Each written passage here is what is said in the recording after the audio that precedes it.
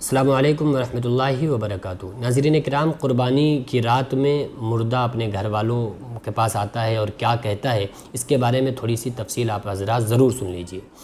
کہ کچھ لوگ ایسے ہوتے ہیں کہ جو اپنے مرحوم کی طرف سے قربانی کرتے ہیں، یعنی کہ ان کے اوپر اگر کوئی انسان صاحب استطاعت ہے، اس کے اوپر قربانی واجب ہے، تو انہوں نے اپنی طرف سے جو ان کے اوپر واجب تھا انہوں نے وہ تو قربانی کی، لیکن اپنے مرحوم کی طرف سے قربانی کر دی، یا جو لوگ قربانی نہیں کر سکتے انہوں نے اپنے مرحوم کی طرف سے کچھ ایصال ثواب کر دیا، تو یہ تو حقیقت ہے کہ یہ ثواب مردوں تک پہنچتا ہے۔ اچھا، کچھ لوگ یہ کہتے ہیں کہ ہمارا پڑھنے کا ثواب بھی مردوں تک نہیں پہنچتا ہے، تو آپ یہ دیکھیے نا کہ اگر کوئی شخص مردے کے اوپر نوحہ کر کے روتا ہے تو حدیث پاک کا مفہوم ہے کہ اس مردے کو عذاب ملتا ہے اور اس کو تکلیف پہنچتی ہے۔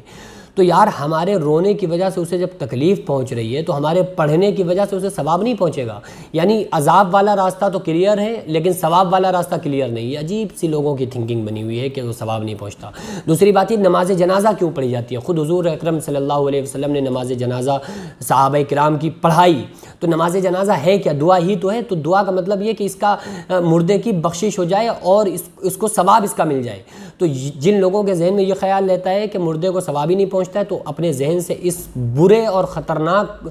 جو فطور ہے اس کو ذہن سے ڈیلیٹ کر دینا چاہیے۔ تو بہرحال جب کوئی بندہ ایصال ثواب کرتا ہے تو اس کو وہ ثواب پہنچتا ہے۔ تو قربانی جب کوئی شخص بقرعید میں کسی اپنے مردے کی طرف سے کرتا ہے تو وہ ثواب جب اس تک پہنچتا ہے تو وہ مردہ بڑا خوش ہوتا ہے۔ آقا علیہ الصلوۃ والسلام نے فرمایا کہ تم اپنے مردوں کے لیے ایصال ثواب کیا کرو، اور ایک حدیث پاک میں آتا ہے، ایک صحابی آیا اور آ کر کہا کہ یا رسول اللہ صلی اللہ علیہ وسلم، میری ماں کا انتقال ہو گیا اور میں اپنی ماں کے لیے کیا کروں؟ تو آقا علیہ السلام نے فرمایا اپنی ماں کی طرف سے کنواں کھدوا دو، جب تک لوگ اس سے پانی پیتے رہیں گے تمہاری والدہ کو ثواب ملتا رہے گا۔ یہ خود حضور اکرم صلی اللہ علیہ وسلم نے فرمایا۔ اور آقا علیہ السلام نے فرمایا کہ مردے کو سب سے زیادہ خوشی اس وقت ہوتی ہے جب کوئی اس کے اہل و عیال میں سے اس کے لیے سارے ثواب کرتا ہے۔ تو قربانی تو ایک بہت بڑے ثواب کی بات ہے۔ تو اگر کوئی انسان مرحوم کی طرف سے قربانی کروا رہا ہے تو مردہ بڑا خوش ہوتا ہے، اور اپنے گھر وہ یہ چاہتا ہے،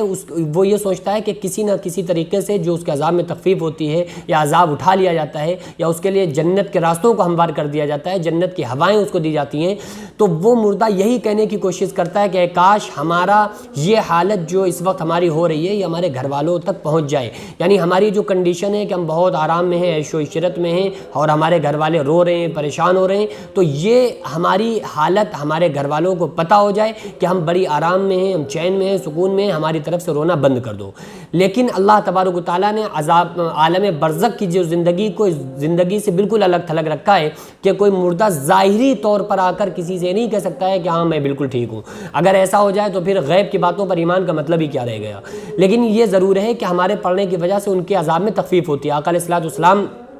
ایک مرتبہ جا رہے تھے اور قبر کے اندر عذاب ہو رہا تھا، دو قبروں کے اندر، تو آقا علیہ السلام نے فرمایا ان کے اندر ان قبر والوں کے اوپر عذاب ہو رہا ہے، اور زیادہ بڑی بات پر نہیں، ایک تو اس میں سے پیشاب کی چھینٹوں سے نہیں بچتا تھا اور دوسرا غیبت کرتا تھا۔ ایک مرتبہ آقا علیہ السلام نے ایک چھڑی کو لیا اور اس چھڑی کو دو ٹکڑے کیے، ایک آدھی چھڑی ایک قبر پہ، دوسری چھڑی دوسری قبر پہ ڈال دی، اور آقا علیہ الصلوۃ والسلام نے فرمایا کہ یہ جب تک ہری رہے گی، اللہ کے ذکر میں مشغول رہے گی یہ چھڑی، جب تک کہ ان مردوں کے عذاب میں تخفیف رہے گی، ان مردوں کے عذاب کو اٹھا لیا جائے گا۔ تو اس لیے جو لوگ قربانی کرتے ہیں تو مردہ بڑا خوش ہوتا ہے اور